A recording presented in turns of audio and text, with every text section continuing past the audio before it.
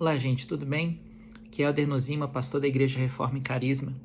E eu queria conversar com vocês sobre a parábola do fariseu e do publicano, que está lá em Lucas, no capítulo 18, do versículo 9 ao versículo 14. Diz assim: Propôs também esta parábola a alguns que confiavam em si mesmos, por se considerarem justos e desprezavam os outros. 2 homens subiram ao templo com o propósito de orar, um fariseu e o outro publicano. O fariseu, posto em pé, orava de si para si mesmo desta forma: Ó Deus, graças te dou porque não sou como os demais homens, roubadores, injustos e adúlteros, nem ainda como este publicano. Jejuo 2 vezes por semana e dou o dízimo de tudo quanto ganho. O publicano, estando em pé longe, não ousava nem ainda levantar os olhos ao céu, mas batia no peito, dizendo: Ó Deus, sê propício a mim, pecador. Digo-vos que este desceu justificado para sua casa e não aquele, porque todo o que se exalta será humilhado, mas o que se humilha será exaltado. Meus queridos, se você hoje fosse olhar para as igrejas evangélicas do Brasil, com quem que você acha que nós nos identificaríamos hoje? Nós hoje estaríamos mais próximos do fariseu ou nós hoje estaríamos mais próximos dos publicanos? E se vocês me permitem a sinceridade, mas eu acho que a imagem pública que nós como evangélicos temos passado para a sociedade brasileira é a imagem de que nós nos aproximamos de Deus como fariseu, né?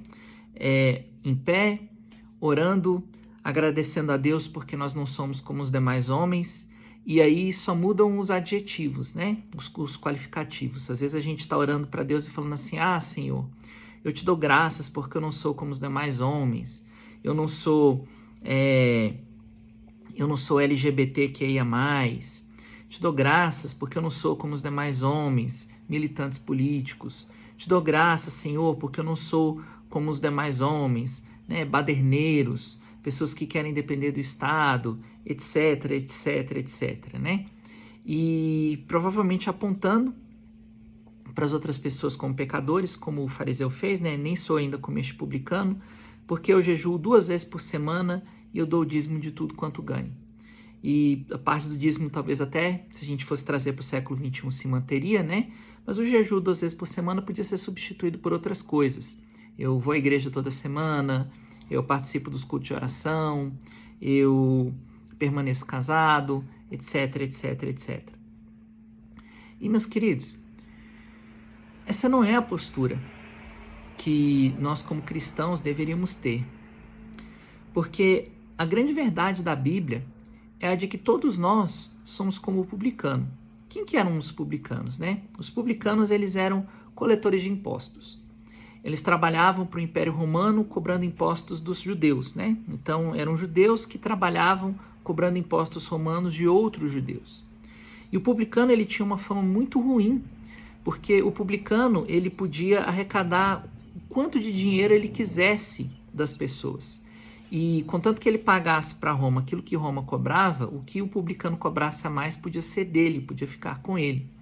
Então os publicanos, eles eram vistos como ladrões, eles eram vistos como traidores da pátria, muitos deles eram de fato excluídos da comunidade judaica e acabavam usando o dinheiro que eles tinham para viver uma vida de prazeres, né? Para viver uma vida dissoluta. E o que esse texto nos ensina, meus queridos, que nós como cristãos temos esquecido é o seguinte: é que o publicano, ele tem um lugar no templo de Deus. O templo de Deus, ou seja, a igreja, a verdadeira igreja de Jesus Cristo, ela está aberta para os publicanos, aberta para que eles entrem, aberta para que eles orem, aberta para que eles falem com Deus. O que esse texto também nos ensina, uma segunda lição que esse texto nos ensina que nós temos esquecido é a seguinte: é a de que os publicanos, eles têm uma necessidade espiritual, eles buscam a Deus. Às vezes a gente olha, né, para as pessoas e a gente começa a fazer julgamentos, porque ele não é um evangélico tradicional como eu, né, e sei lá, ele tem desejos homoafetivos, ele é de esquerda, ele é uma pessoa que tem gostos esquisitos, ele se diverte como as pessoas do mundo, ele vai no bar, vai no pagode, vai no samba, e a gente começa a fazer esse tipo de julgamento como se essas coisas impedissem as pessoas de terem uma vida espiritual, como se essas coisas impedissem essas pessoas de terem necessidades espirituais, e elas têm. Elas buscam a Deus, elas oram. Os publicanos também oram. É uma verdade que esse texto nos traz. E uma terceira verdade que esse texto nos mostra é a seguinte: é a de que é perfeitamente possível que pessoas que aos olhos dos evangélicos são consideradas pecadoras, defeituosas, que vivem uma vida reprovável, corruptos, criminosos, é perfeitamente possível que essas pessoas tenham mais proximidade espiritual de Deus do que evangélicos que estão na igreja, conhecem a Bíblia, têm uma teologia correta, mas que quando elas se aproximam de Deus, elas oram de si para si mesmas, agradecendo a Deus porque não são como as outras pessoas e falando para Deus o quanto que elas são boas, o quanto que elas têm boas obras que as recomendam. E, meus queridos, vejam bem o que eu estou dizendo. Eu não estou dizendo que o publicano precisa se converter primeiro para ele ter uma proximidade espiritual maior do que a do fariseu. O que eu estou querendo dizer é que hoje, pessoas que não foram batizadas, pessoas que não se identificam como evangélicas, mas que reconhecem que são pecadoras diante de Deus, têm vida espiritual e se aproximam de Deus com a atitude correta, pedindo que Deus seja favorável a elas, que Deus as perdoe, que sejam propícias, ou seja, que Deus perdoe o pecado delas. Essas pessoas, sem batismo, sem Bíblia e sem se identificarem como evangélicas, estão tendo as orações delas ouvidas por Deus, mais do que muitos evangélicos, pastores, diáconos, presbíteros, professores, líderes de grupo familiar, líderes de louvor, que ao invés de se aproximarem de Deus, tendo a consciência de que são pecadoras e de que não são melhores do que ninguém, ao invés de terem essa consciência, estão se aproximando de Deus com orgulho, com soberba, com desprezo pelo próximo. E, meus irmãos, essa é uma lição que deveria calar fundo em nós, como igreja, porque esta é uma lição que foi trazida pelo próprio Senhor Jesus Cristo. Ele propôs essa parábola a alguns que confiavam em si mesmos por se considerarem justos e desprezavam os outros. E a minha grande pergunta hoje é: como que nós, como evangélicos, seríamos identificados? Acaso nós não temos sido pessoas conhecidas por se considerarem justas? Não é esse o nosso discurso?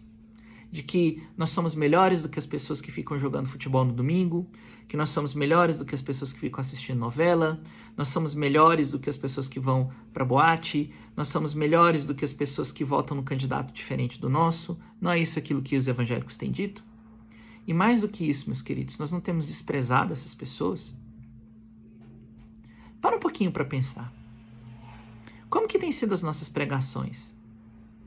Como que tem sido a nossa atitude, por exemplo, diante de pessoas que defendem coisas que são pecaminosas aos nossos olhos, como, por exemplo, o aborto? Assassina, né? Não é isso que nós temos dito recentemente? Não é apontando o dedo, não é isso que nós temos feito recentemente?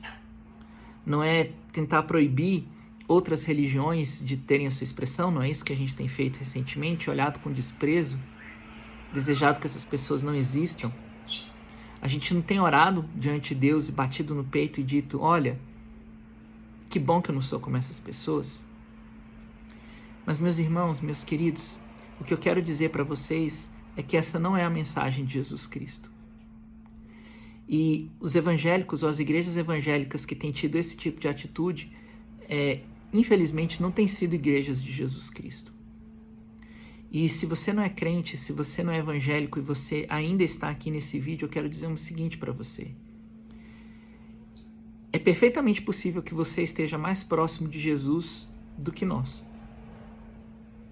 Se você se aproxima de Jesus sem levantar os olhos para o céu, dizendo: ó Deus, ser propício a mim porque eu sou pecador, porque eu reconheço que eu errei, porque eu reconheço que eu não sou digno de levantar os olhos diante do Senhor, porque eu reconheço que eu preciso que o Senhor me seja propício de alguma maneira, ainda que você não tenha sido batizado, ainda que você não se identifique como cristão, você tenha certeza de que Jesus considera que você está mais próximo do reino de Deus do que muitos religiosos cristãos que têm tido uma atitude oposta. E, pastor, o senhor não tem medo de dizer isso? Isso não é perigoso? Olha, eu não tenho medo de dizer porque essa, para mim, é a clara interpretação daquilo que Jesus Cristo está nos dizendo. E o que eu quero aplicar para a minha vida e o que eu quero dizer para vocês é o seguinte. A gente está plantando uma igreja, a Igreja Reforma e Carisma, e nós não queremos ser uma igreja que olha para as outras igrejas e fala, olha, Senhor, que bom que eu não sou reformado, que bom que eu não sou pentecostal, que bom que eu não sou pagão. Nós não queremos ser esse tipo de igreja. Nós queremos ser uma igreja que diz o seguinte, olha, Senhor Jesus, nós somos pecadores. Ó, Deus, seja propício a nós. Perdoa o nosso pecado. Nós somos uma igreja cristã, nós somos uma igreja com crenças, nós acreditamos que a Bíblia é a palavra de Deus, nós acreditamos que Jesus é o único caminho que pode propiciar perdão. Mas nós também acreditamos que nós não somos melhores do que as outras pessoas. E nós reconhecemos que se o orgulho tomar conta do nosso coração, sim, é perfeitamente possível que gente que não é cristã, mas que se aproxima de Deus com a atitude correta, esteja mais próximo do reino de Deus, mais próximos de serem justificados para casa do que nós. Nós queremos ser uma igreja aberta para qualquer pessoa, inclusive para o fariseu, porque essa também é uma lição desse texto. O fariseu também tem a porta do templo aberta para ele.